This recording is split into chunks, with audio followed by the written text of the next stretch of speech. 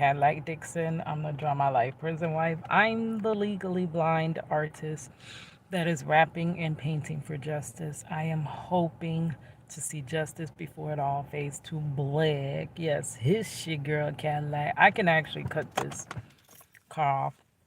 But yes, I am coming through today, October the 9th, 2023.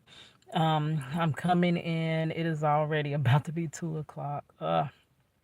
I'm about to head to the library because y'all already know on Mondays are my last day off before having to join my workshop.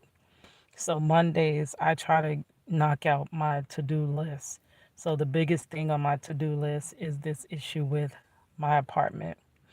Y'all have been with me on my apartment journey since last year when I first started looking and showing you how hard it is to even find anything in the current market. Like it's hard to find anything.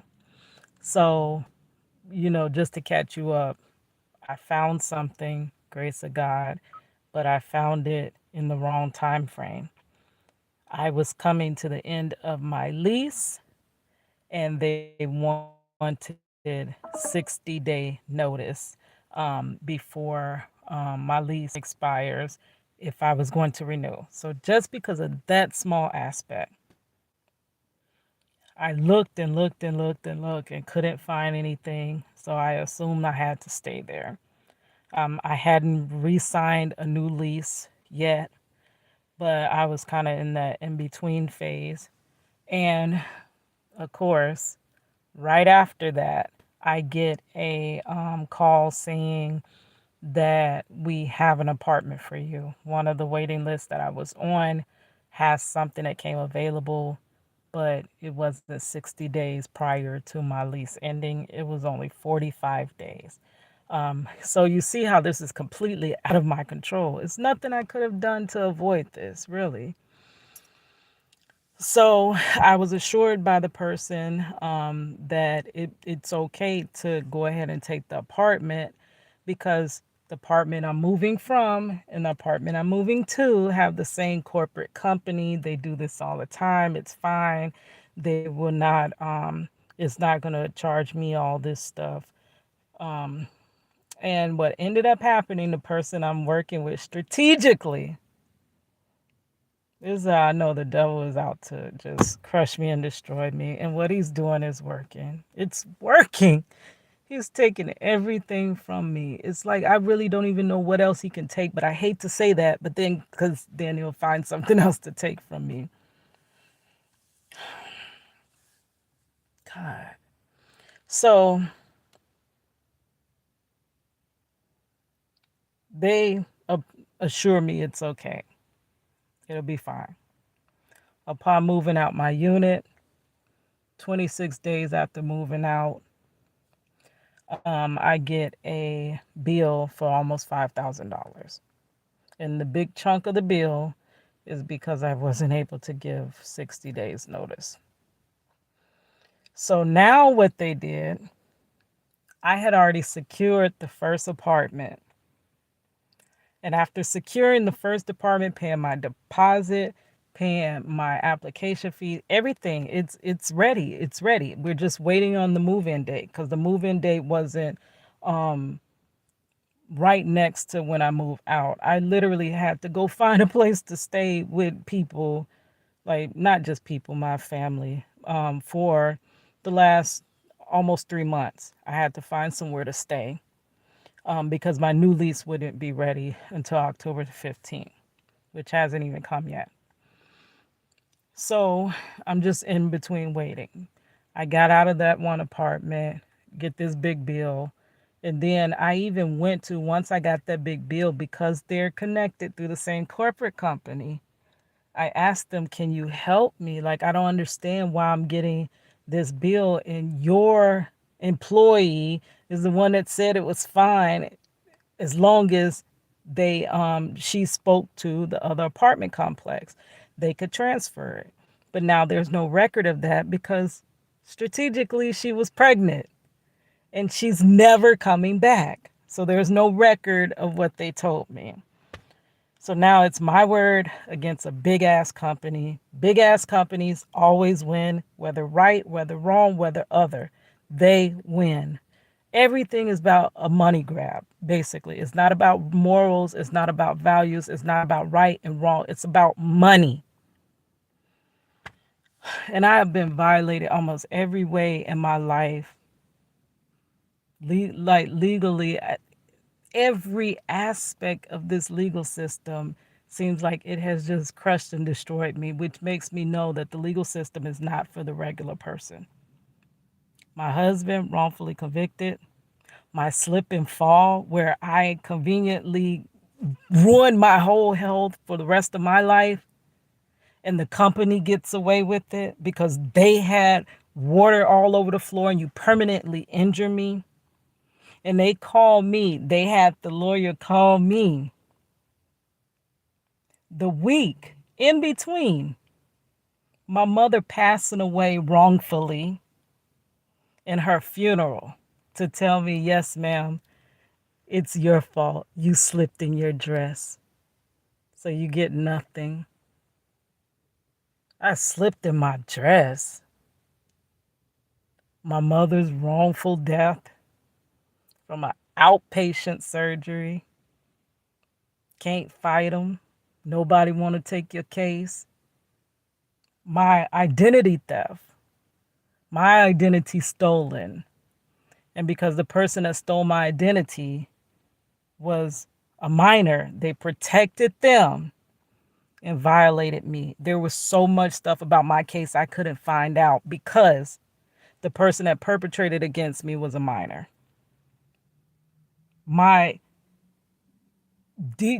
my car that I just paid off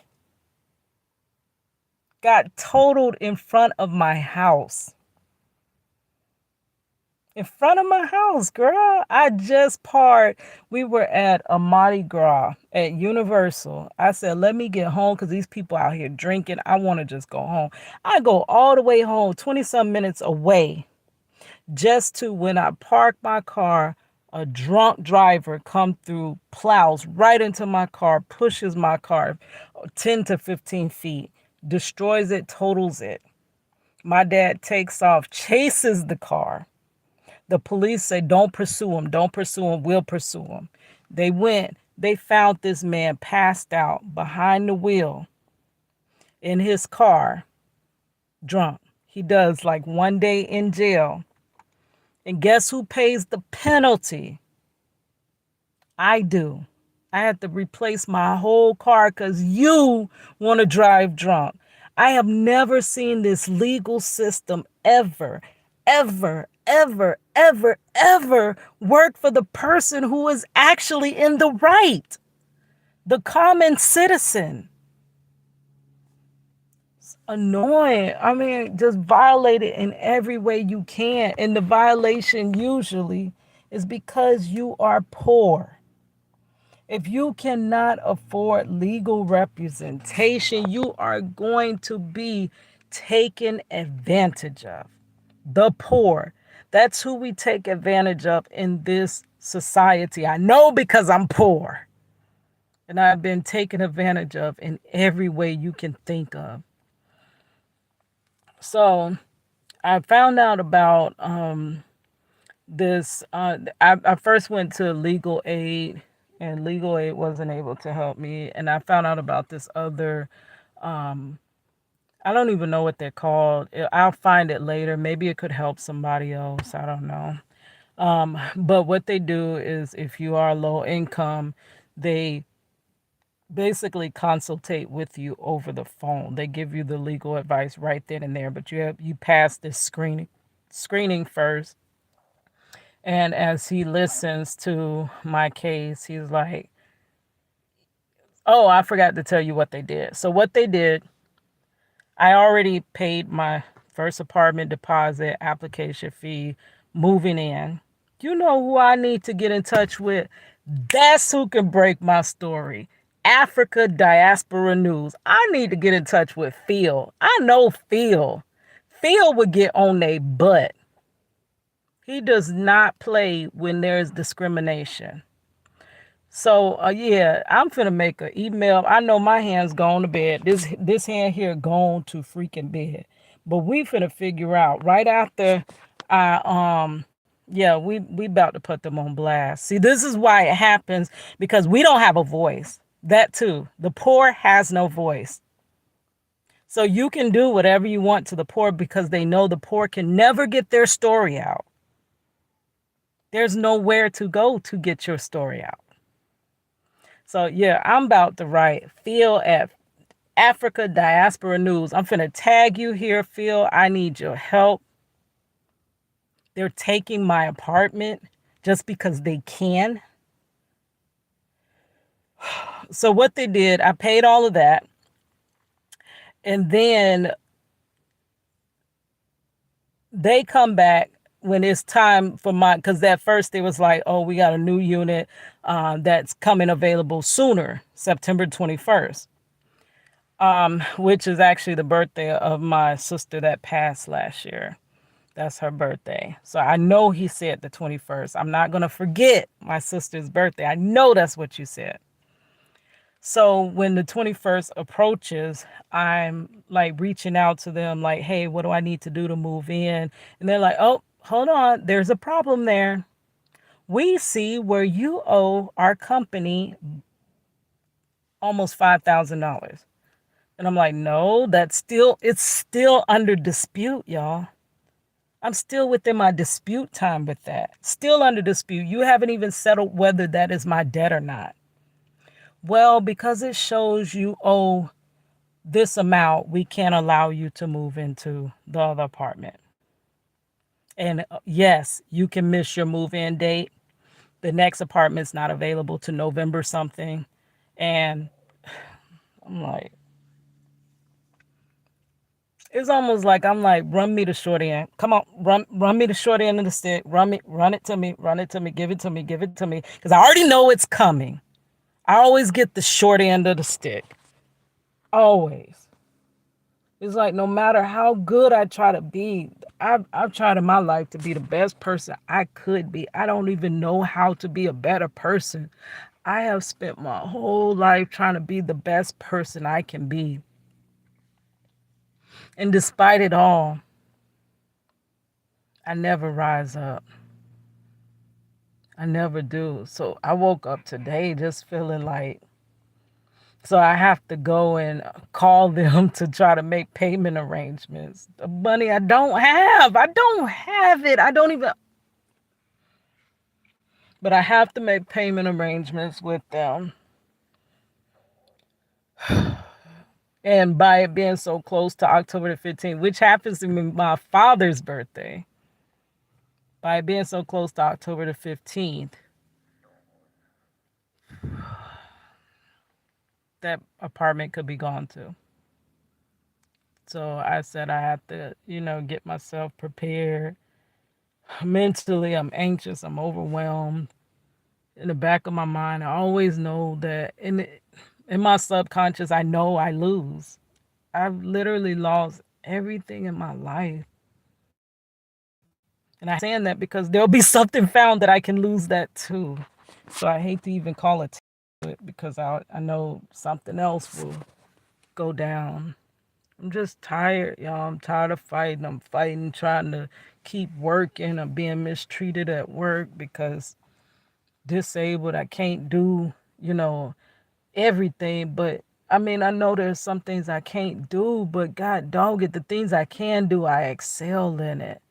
It's just like how I was telling y'all about that cash register. I can't do your cash register all the time. But guess what? I keep your lobby clean. I talk to your guests. I will help greet your guests. I'll help situate your guests. I'll bring your guests food. I do all I can do that I can do. And while I watch other people that don't have these same disabilities, these holdbacks in my venue, in between, they don't ever pick up a broom. They're never seeing if the lobby is clean. They don't talk to guests. If they talk to them, they talking to them rude. They're not going above and beyond. In between guests, they're leaning on a counter. Do you know how much I would love to lean My back, I had to stop. I have to be under chiropractic care to keep moving. Guess what? I can't afford chiropractic care. So it's been over maybe 2 months since y'all seen when I was on that decompression journey. I was vlogging that, and I that ended, and I'm still paying for it because it was post pay, but I'm still paying for it. So, and I can't afford to go to my regular chiropractor, so I had to cut that back because my my check ain't going nowhere. So I'm not under chiropractic care. So now I'm in more pain than I usually am because I usually manage my pain through that. And I've had my lower back hurting for over 3 weeks now. Over 3 weeks. Every morning I wake up, my back hurts. Standing up all day, my back is just killing me. My hands numb. I'm just tired. I don't know what to do. I I try to do other things that I think is gonna get me out of work, because I cannot continue to work. So I work on my YouTube channel, I work on my TikTok, but that stuff is growing so slow that by the time it actually becomes monetized, it's gonna be years from now. I've already been on YouTube, what, 13 years? No, 10 years, I'm sorry. Well, actually, in truth, I've been on YouTube since it started. It's just my first channel. I can't get into it, so I've literally been. It's gonna be a long time. Like I got my subscribers, but my watch time hours every day. Like I'm not even halfway to that 3,000. I'm almost halfway to that 3,000. But I look at how long it's taken me, how far off I am. It's like I don't know. Then I'm the more I don't, you know, make my living as a graphic designer, the more I realize that those 5 years of school were just a waste of my time. Cause I'm just tired. I keep trying to find answers. I don't know how to give up. I really wish I could give up. It's just so much stacked against me that I don't think I'm gonna win. I really don't. It's not looking like it. You're looking at a fight and you're like, nah, there's at this time. I seen this one video last night on YouTube Shorts. I might can find it because I watched it, and it was a race, and the guy ran so good that he got right to the finish line and he couldn't get across the line. Like he was falling out. He couldn't breathe. He fell down several times and you could see the finish line right there, but he couldn't make it until somebody came and just picked him up and carried him across that finish line. My life is it's too many things. And I know let go, let God. I've been crying out to God from the beginning, y'all. So it makes me think that this is God's will for me to forever just suffer. I don't know how to fix my life. And that was one thing that me and my late mother used to talk about all the time because she would say, Keita, you make your life. And I'd be like, no, Mom, you can try, you can attempt to make your life. But what happens when it don't turn out the way you made it? I feel like a garden. I didn't sow this. You know how they say reap what you sow? I didn't sow I didn't sow this. I didn't plant bad soil. Bad seed. But all I grow up and reap up is bad. Bad, bad, bad. Just tired. And there's no end date to this. Of course there's an end date for all of us, but to this suffering while I'm here on this earth, there's no end date. There's nothing more for me to look forward to. Um, I don't know. I'm just tired, overwhelmed. And then gotta return back to work tomorrow for the same BS. Just to barely pay a bill.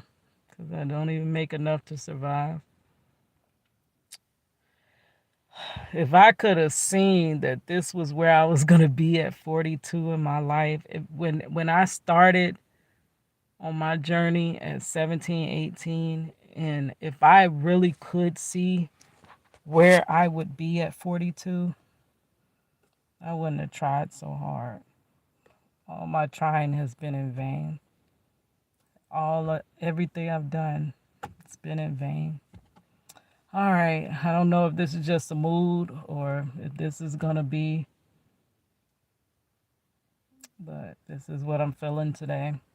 All right, guys, it's your girl Cadillac.